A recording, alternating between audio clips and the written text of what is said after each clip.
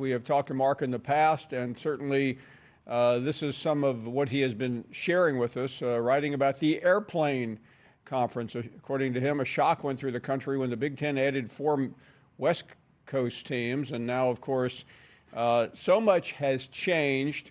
There are allegations of a money grab. Is that an upset? Is that a surprise? Anyway, let's get Mark on here and try to unpack what exactly is going on right now in college football. Mark, thank you. Great to have you back. So tell us, how concerned should we be about the future of this great sport?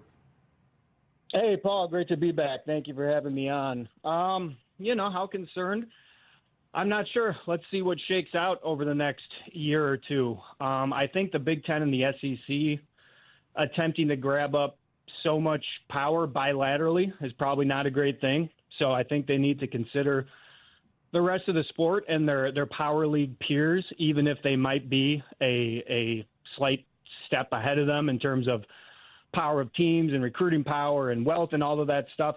This sport doesn't exist without the entirety of the landscape. So Big Ten and SEC, you can see what they're doing, but I think they need to be careful. So yeah, let's see how smart these guys are. Mark, just for the sake of argument, let me sound like I'm the guy in the back row going, what do you mean? Why should they care about anyone else, and what do they need to be careful about?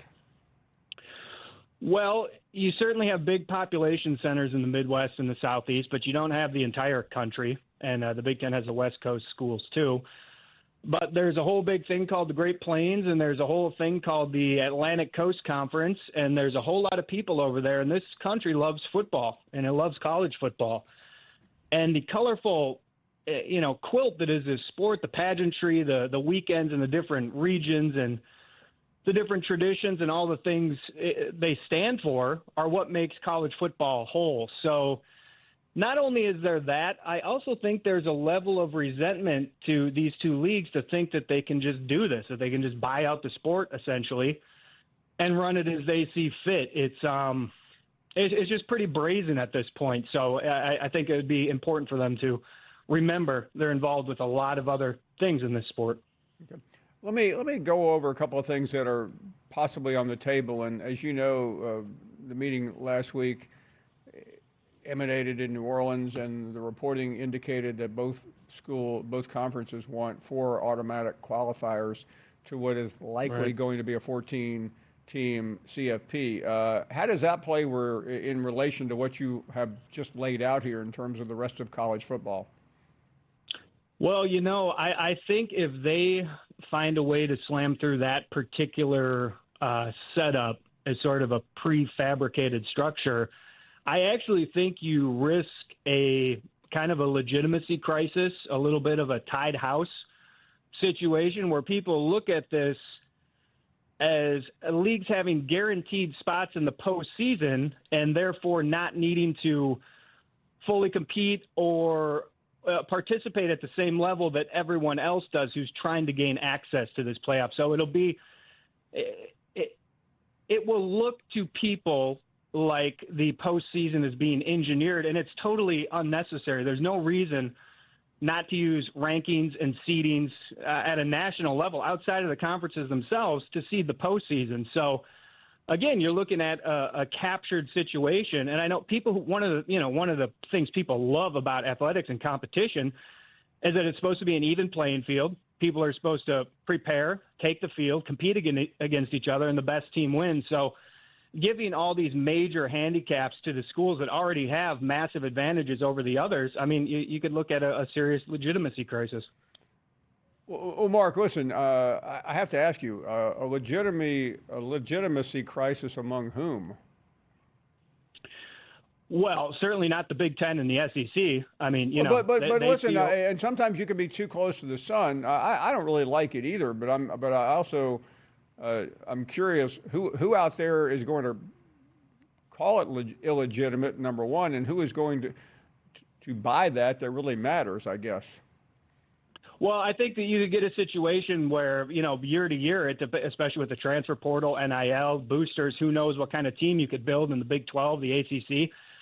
You could end up with multiple teams in a given year from the Big 12 and the ACC that are every bit as good as any SEC or Big 10 team and deserve a shot in the playoff.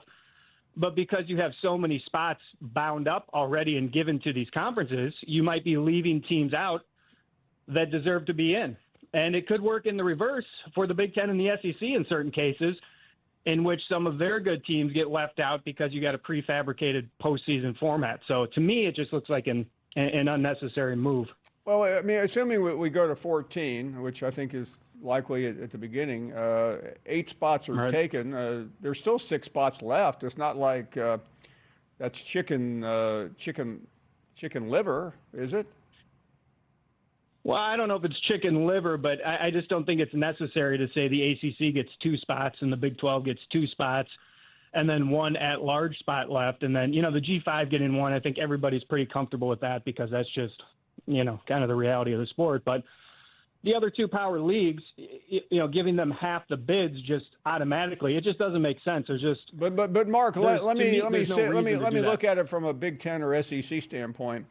And why should, if you're going to use the logic that you are displaying here, why should they be entitled to anything else? And by the way, that's just automatic. That doesn't mean they can't get in. Well, I mean, it's the questions you asked me earlier. Is it okay for the Big Ten and the SEC to own so much of the sport and to dictate so much of how it's going to operate going forward? And I'm of the opinion that it's not. I don't think they should do that. And I don't think it's necessary. And I also a bottom line, I don't think it's the best playoff format. I think the best team should get in the playoff without an auto bid structure that goes to such an extreme. Listen, I think there's a concern, though, having spoken to some of the people in both leagues, that this committee has some legitimacy questions based on what they did last year and based on what they didn't do. So, I think it's a fair conversation. That's why we want to talk about it. But I also think there are 2 sides of this.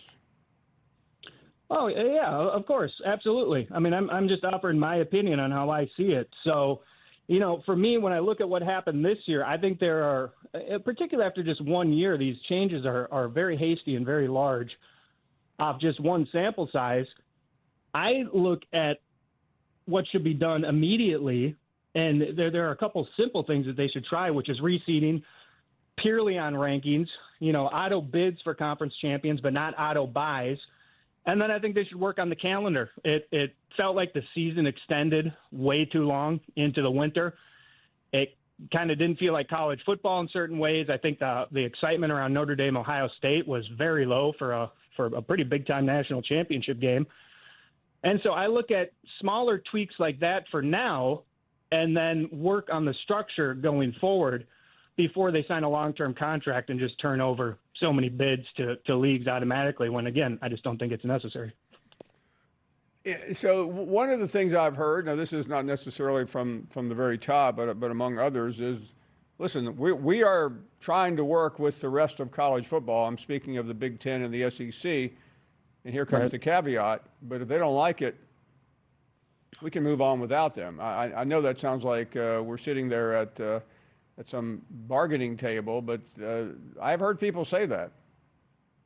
Oh, absolutely, no doubt about it. You're actually, when you kind of talk that way, when they talk that way, you're looking a little bit at what they tried with the College Football Association, the CFA, which existed from 1977 to 97. That was the organization that they got the football powers out from under the NCAA's TV contracts with the 1984 Supreme Court decision. And that CFA was based on compiling the country's most powerful football programs into one single association to create a powerful TV slate, potentially a playoff slate, et cetera. And they maxed out at about 63 teams. But the Big Ten and the Pac-10 at that time did not join. So had those 2 joined, you would have been at 83 teams, and you would have had a pretty tight, top tier of football in that CFA. It didn't work out. It blew up. But, when the Big Ten and the SEC say that, we may break away and do our own thing, there's some teeth to that threat, and they could bring a few more with them, and they'd have a different organization. So, yeah, these things are definitely in the balance. Mark Schipper, many thanks. Great to have you on. Mark joining us. So we'll take a short break here. What do you make out of what Mark said? Certainly there has been criticism, even from you, about the 8 Qs, but Mark makes it sound like it's what the SEC and the Big Ten are doing is an existential crisis to the sport. We'll get your reaction in a moment.